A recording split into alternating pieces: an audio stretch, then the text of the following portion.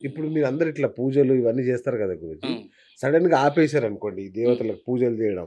ఏమవుతది? దేవత కొన్నిసార్లు చూడండి సాత్విక దేవుల గురించైతే మనం పక్కన పెట్టేస్తే, ఈ తీవ్ర దేవతలు ఏం చేస్తారంటే, వాళ్ళకు మనం ఇచ్చే ఇవన్నిటికి అలవాటు పడిపోయి ఉంటారు వాళ్ళు. అచ్చచ్చచ్చ! ఆ! ఇప్పుడు నేనుంటాను సార్. నేను డైలీ మీ దగ్గరకొస్తా ఉంటాను. హాయ్ అండి బీఎస్ అవును. గారు ఎలా అవును. ఉన్నారు? ఎలా ఉన్నారు? అవును. ఒక కొన్ని రోజులకి నేను మీ దగ్గర రావడం మానేస్తే మీరు నా గురించి థింక్ చేస్తారు గదా! అంతే గదా! మీరు డైలీ వస్తాండి ఎందుకు రావట్లేదు అని. కొన్ని రోజులకి మళ్ళీ కాల్ చేస్తారు గదా! అవును. ఏంటండి రావట్లేదు అవును. అని జెప్పేసి. సో, అప్పుడు మీరేమనుకుంటారు? ఏం టర్మ్స్ అండ్ కండిషన్స్ ఏమన్నా తేడా మారిపోయాయా? వచ్చినాయేమో. ఇలాంటి సో, దేవత కూడా అలాంటిదే. ఓకే. దేవతలు కూడా ఇలాగే ఆలోచిస్తారు. అంటే అంత తీవ్రమైన రిలేషన్ మీకుంటే, అదేలెండి. మీరు అవును. ఊరికే ఏందో వచ్చినామమ్మ, మొక్కినామమ్మ, పోయినామమ్మ అంటే కాదు. మీ పట్టించుకునేది కాదు. ఆర్ద్రత ఉండాలందులో. ఓకే. అప్పుడు వాళ్ళు తిరిగి రిప్లై ఇస్తారు. ఎప్పుడైతే మీరు ఇట్లాంటివి ఆరాధన చేయడం స్టాప్ చేస్తారో, ఇక్కడ 2 కేసులు మళ్ళీ. దేవత ఎందుకులే అనుకుంటే గమ్మున ఎళ్ళిపోతుంది. ఆ! తనకు తానే. అక్కడి నుంచి ఎళ్ళిపోతుంది. తన అంశం తీసేసుకుంటుంది. ఆ! రెండోది నెగెటివ్ ఎఫెక్ట్‌లనేది ఇస్తుంది. హ్మ్. ఎందుకంటే ఎందుకు నువ్వు ఇది చేయట్లేదు?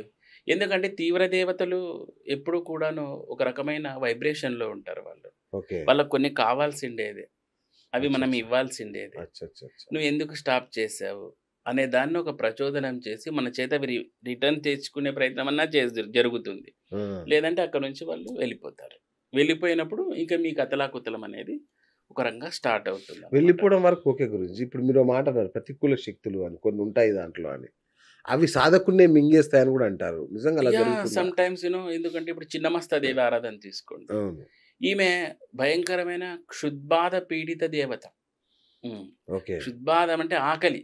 చిన్నమస్తాకు ఉన్న తీవ్ర దేవతలలో ఆకలి ఎక్కువంటే చిన్నమస్తాకే. ఓకే. అందుకని చిన్నమస్తా సాధన మామూలు సాధకులు చేయలేరు. చాలా కొంచెం ఓకే. అచంచలమైన భక్తి అనను, ప్రేమ అంటా నేను. అచంచలమైన ప్రేమ ఉండగలగాలి. ఎందుకంటే తీవ్ర క్షుద్బాధ దేవత. ఎప్పుడైతే నీకవన్నీ ఇది లేదో, ఆమె మింగేస్తుంది అని కూడా తంత్రశాస్త్రం చెబుతుంది. చెప్తుందా? హ్మ్. ఓకే. తంత్రశాస్త్రం పక్కాగా ఆ! చెప్తుంది. ఆమె మింగేస్తుంది. ఓకే. కానీ వీటన్నిటిని దాటుకొని మీరా ప్రేమ చూపిచ్చిన రోజు ఇలాంటివేం జరగవు. ఓకే. సో, తీవ్ర దేవతలకు ప్రతి ఒక్కరికి ఇలాంటి కంటెంట్ ఉంటుందండి. హ్మ్. అది ఎక్కడ మీకు ఇది చేయాలి. మీరు అడగొచ్చు మళ్ళీ, ఏంటి దేవత తల్లి గదా! మరి ఇట్లాంటివన్నీ చేస్తుందా అని. నిజంగా చేస్తారు వాళ్ళు. హ్మ్. అందుకే గదండీ నెగెటివ్ తీవ్ర నెగెటివ్. దేవతలంటేనే వాళ్ళు గదా! ఓకే. ఓకే. వాళ్ళు ఇంక మామూలుగా ఉండేదంటే లక్ష్మీ సరస్వతిలాగా కూర్చుంటారు. ఆ! తామర మీద కూర్చొని అవును. ఊకే వీణ వాయించుకుంటూ ఒకరు, డబ్బులు జల్లుకుంటూ ఒకరు ఆ! ఉంటాండ్రి. బట్ వీళ్ళు శక్తి దేవతలు. ఓకే. కాబట్టి హ్యాండిల్ విత్ కేర్. హ్మ్. ఓహ్! ఇంకోటి గురూజీ చిన్నమస్తాదేవి తనను తాను అవును. ఖండించుకుంది. అంటే హ్మ్. ఆత్మ బలిదానం చేసుకుంది హ్మ్. గదా! ఏంటంటే దాని ద్వారా మనం ఏం నేర్చుకోవాలి? అంటే ఎందుకట్లా ఆత్మ చూడండి బలిదానం? అది ఎందుకంటే ఆమె సెల్ఫ్‌గా తన తల తను తీసుకోవడం అందరికీ తెలుసు. ఆ! ఏదైనా గాని థాట్స్ అనేది మన మైండ్‌లోనే జనరేట్ అయితాయి. ఆ ఓకే. థాట్సే గదండీ మనల్ని కంట్రోల్ చేసేది మనుషుల్ని. అవును. ఒకరికి పాజిటివ్ చేయాలి, ఒకరితో మంచిగుండలేదు అనేది ఆ థాట్సే ఇది కాబట్టి, ఆ! ఆ మస్తిష్కాన్ని ఆమె తెగ్గొట్టుకుంటుంది. ఎందుకంటే ఇట్లాంటి బ్యాడ్ ఎనర్జీని మనం ఉండకూడదు అనేది. ఓకే. అది సింబాలిజం అన్నమాట చిన్నమస్తా దేవతలు. ఓకే. సో, దాన్ని ఎప్పుడైతే సాధకుడు పర్ఫెక్ట్‌గా పట్టుకోగలుగుతాడో, హ్మ్. హ్మ్. అప్పుడు పర్ఫెక్ట్ లైన్‌లోకి పడినట్టు. ఓకే. సో, ఇలా చిన్నమస్తాదేవి పోర్ట్రేట్ చేస్తే, ఆమె డిపిక్షన్‌లో ప్రతీదీ మనకొక అర్థం అనేది చెబుతుందనమాట. హ్మ్. ఆమె ఇంకా కొన్ని సార్లు చూస్తే మనకు విపరీతమైన రతిముద్రలో కూడా ఉంటుందామె. హ్మ్. విపరీత రతిముద్ర. ఆ! అంటే విపరీత రతిముద్ర అంటే ఏంది? అంటే అమ్మాయి కిందుండి అబ్బాయి పైనుంటే రతిముది. దిస్ అవును. ఈస్ కాల్డ్ విపరీత రతిముద్ర. అంటే అమ్మాయే పైన. హ్మ్. హ్మ్.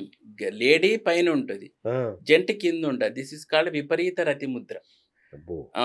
ఆమె విపరీత రతిముద్రలో ఆమె ఇంక అదంతా పెద్ద కాన్సెప్ట్‌లెండి. సో, అదేలెండి. ఆ ఆ! రతిముద్ర అవన్నీ కూడా నా చిన్నమస్తా దేవతకి కంప్లీట్‌గా ఒక ఎనర్జైజ్డ్ ఇదనేది ఉంటుందనమాట. ఓకే. సో, వీటన్నిటిని ఆమె కంట్రోల్ చేయాలి అనే దానికి ఆమె మస్తిష్కాన్ని ఆమె కట్ చేసుకుంటుంది.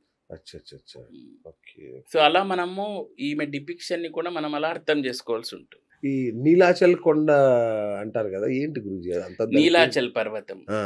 నీలాచల్ పర్వతం అనేది సాక్షాత్తు శివస్వరూపం అండి. ఓకే. నీలాచల్ పర్వతం మీదే మనకు కామాఖ్యదేవి అవును. అవును. వెలిసారనమాట. దానికున్న స్పెషాలిటీ ఏంటి? స్పెషాలిటీ అంటే నీలాచల్ పర్వతం మీదనే ఆ పర్వతం ఈజ్ ఈక్వల్ టు శివుడు.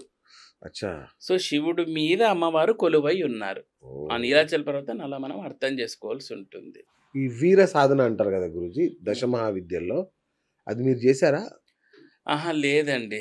అది అంటే వీర అసలంటే ఏంటిది? సాధన, భావ సాధన, పశు సాధన, ఇలా వీర భావ స్థితి ఇలా ఉంటాయన్నమాట. ఆ! ఈ సాధన ఏంటంటే మరి ఎక్స్‌ట్రీమ్ లెవెల్‌లో ఉంటుందండి అది. ఓకే. ఈ వీర సాధన చేసేటప్పుడు కానీ, ఆ సాధకులు కొన్నిసార్లు వజ్రోలి సాధన అని కూడా ఉంటుందన్నమాట. ఆ! ఈ వజ్రోలి సాధనను ఇలాంటివన్నీ చేయాల్సి ఉంటుంది. దీంట్లో విపరీత రతి అనేది ఉంటుంది. ఓహ్! విపరీత రతి చర్యలుంటాయి. ఈ వజ్రోలి సాధన అంటే ఏంటంటే వీర్యాన్ని వదిలిన తర్వాత మళ్ళీ ఆ వీర్యాన్ని అదే లింగం నుంచి రివర్స్ కొట్టేయడం అన్నమాట. ఆ! ఆ! సో, దీన్ని వజ్రోలి సాధన అంటారు. ఇది చాలా గుప్త ప్రాక్టీస్ ఇది. వెరీ అబ్బబ్బా! సీక్రెట్ ప్రాక్టీస్ ఇది. సో, ఇలాంటివన్నీ అందులో ఉంటాయి. ఇన్నున్నాయా ఇందులో? అయ్య బాబోయ్! చాలా భయంకరంగా ఉంటాయండి ఇవి ఆ! సాధనలు. సో, ఇప్పుడు చూడండి ఒక మనిషి వీర్యాన్ని ఎజెక్ట్ చేసినాడు అక్కడి వరకు బావుంది.